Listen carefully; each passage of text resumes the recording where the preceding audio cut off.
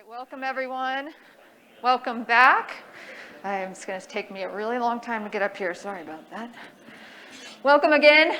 I'm Clay Walsh, your track chair today. I'm with the Wild and here to support everyone in remote collaboration training and education track today. And I hope I don't fangirl all over Charlie Fink. I'm such a fan. We go way back a year or two. He's a great guy. I'm so excited to see him here today. And yeah, he's, well, he needs really no introduction, but I'm going to read it anyway. He's an XR consultant. I don't need this mask. Forbes columnist and the author of AR-enabled books, Charlie Fink's Metaverse, A Guide to VR and AR and Convergence, How the World Will Be Painted with Data. That was actually 2 books. In the early 90s, Fink was EVP and COO of VR pioneer Virtual World Entertainment. Previously, he was the VP of Disney Feature Animation Story Development, Senior Vice President and CCO of AOL Studios, and President and CCO of American Greetings Interactive. This talk is really going to fill our buckets today. What's next with remote collaborations? I mean, I think that it feels like we're there, but obviously there's so much more to talk about, so I'm excited to bring him here today and welcome him to the stage. Thanks, Clay. Thanks, Charlie. Hey, everybody. So great to be back in the real. I teach at Chapman University. They make us wear masks while we lecture, which is really no fun.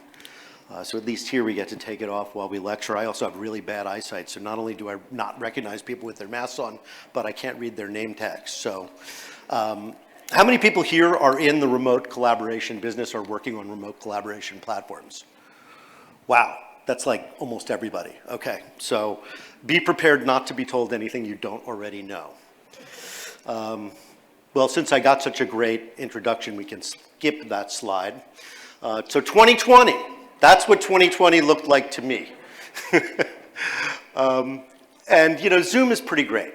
I mean, yeah, I know we all have Zoom fatigue. It's easy to make fun of Zoom. You know, they're a little like the AT&T of collaboration platforms. You have to hate them, but they're indispensable. And why? Why do we need Zoom? Well, the one-click join is a really big deal, right? Anybody with a computer, one click, you're inside of the meeting. So that sort of seems to me, that and screen sharing, for me, at least as a professor and as a writer who had a lot of Zoom meetings, you know, those are the 2 qualities that really made this platform work so well for so many people. And it had all the must-have features, right? You could record it, there's private messaging, all the sorts of things that might simulate the kind of clues in communication that we have with one another in a real meeting. So go Zoom, but of course it doesn't work. And that is the problem. I can't remember a thing that happens in a Zoom call. And the reason is I have neither presence nor agency. So without those 2 things, you can't have engagement. So it is the lack of engagement that makes Zoom so problematic and makes it so difficult to recall what happens on a Zoom call. Okay, so I put this out of order, but that was really 2020. It was pretty great in some ways because we had to solve the problem of remote collaboration for ourselves. Right, so we ended up going to 60 different VR and AR platforms, as well as another 60 conference platforms, which, you know, are like super Zoom. We wrote a book about it. I wrote it with my students, and it came out in the middle of 2020. Then I started in my consulting business doing something that I called world hopping, where I would take groups of people, groups of executives, through a series of collaboration platforms, talk about their pluses and minuses, but you know, it's something that you need to experience yourself. So these executive tours sort of were a thing for a while. Here's some of the clients and companies that went through these, and I've been doing it with AWE education. So what you're getting today is a little bit of what I deliver in my AWE education course, except you don't have to pay $600. So what we're looking at here is a 2D platform, right? Verbella lets you it's like Second Life for business. You navigate through a 3D world with your 2D screen. You're represented by an avatar as you would be in any video game. And they've got a lot of great bells and whistles. But here's the thing about Verbella, which I think is the key to their success. They meet people where they are. Right, it's on a PC. Everybody knows how to drive a little avatar around a screen, even if you're not a player of video games. One of the things that I have found with VR in particular is, when you go into businesses, right, you find people of every sort. Old people, young people, people who speak English, people who don't speak English. It's just, it's the whole melting pot of the whole world.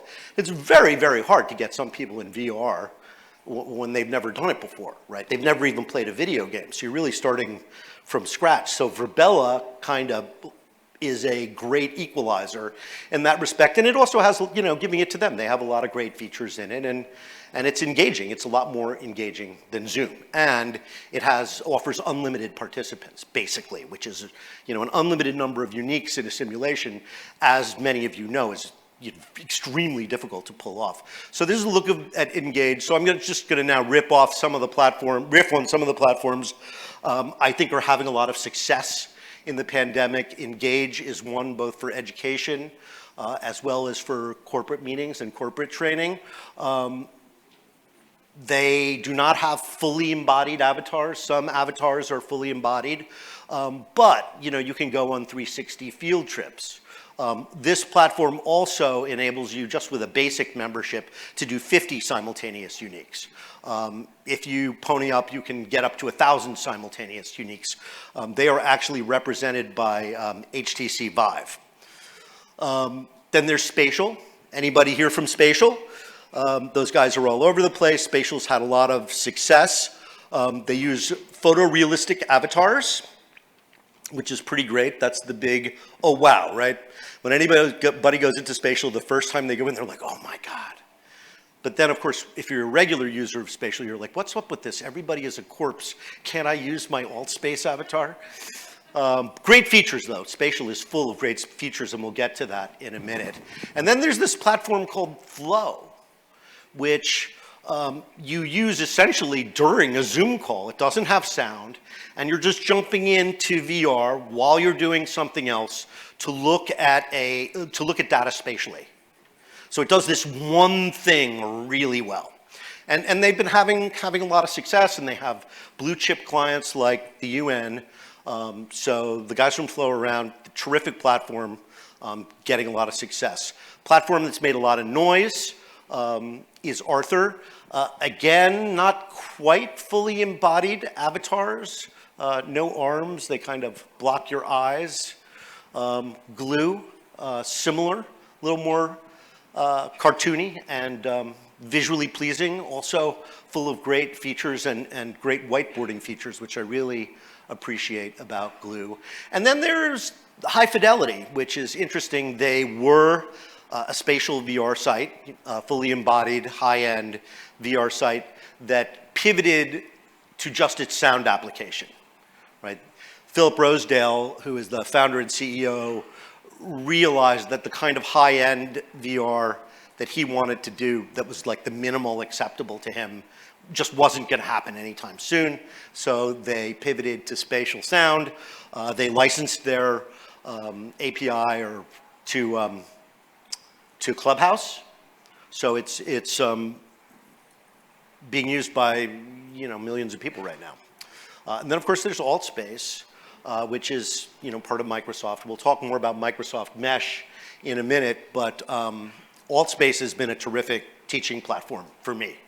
Not only are there tens of thousands of worlds that you could visit, you can build things in Unity and upload them to AltSpace. Thank you for the free hosting, and we use their avatar system, right? So building a place in Unity, easy. Avatar system, really hard.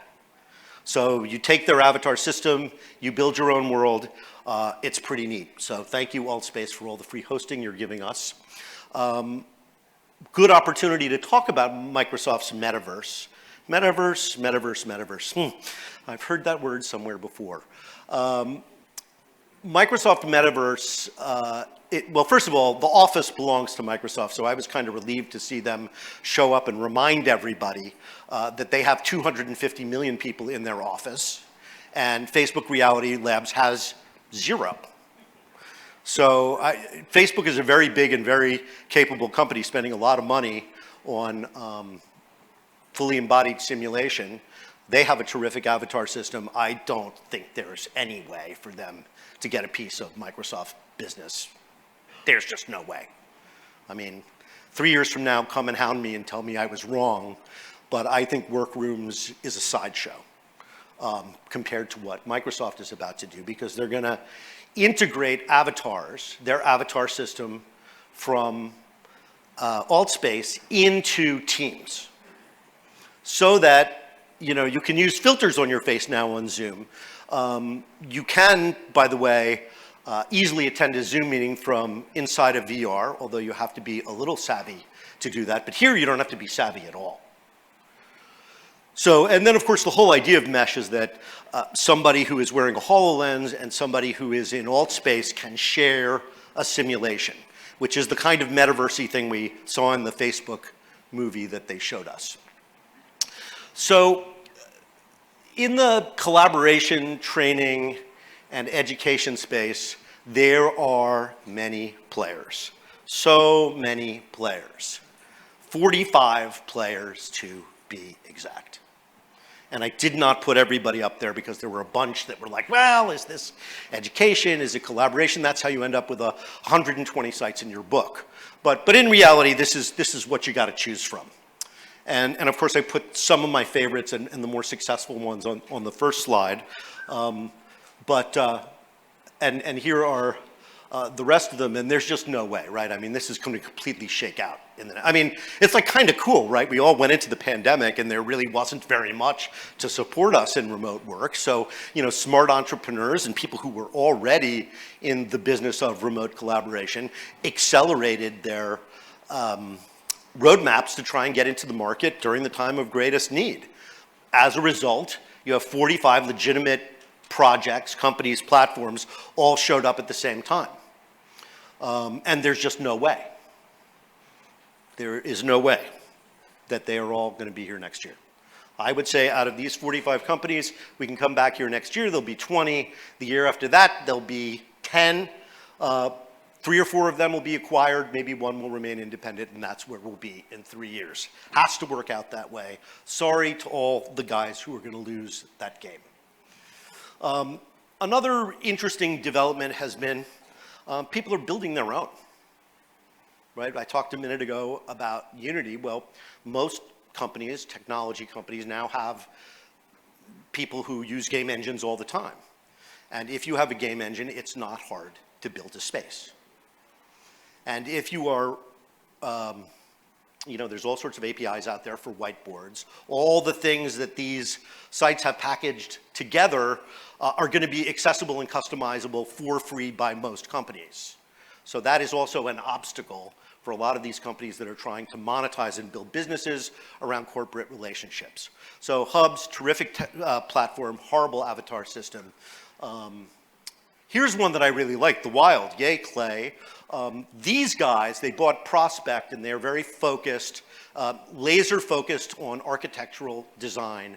And Prospect was based on building and engineering and is integrated with the Autodesk BIM system, which is a really, really big deal in case you didn't get that, because they're integrated into the Autodesk system.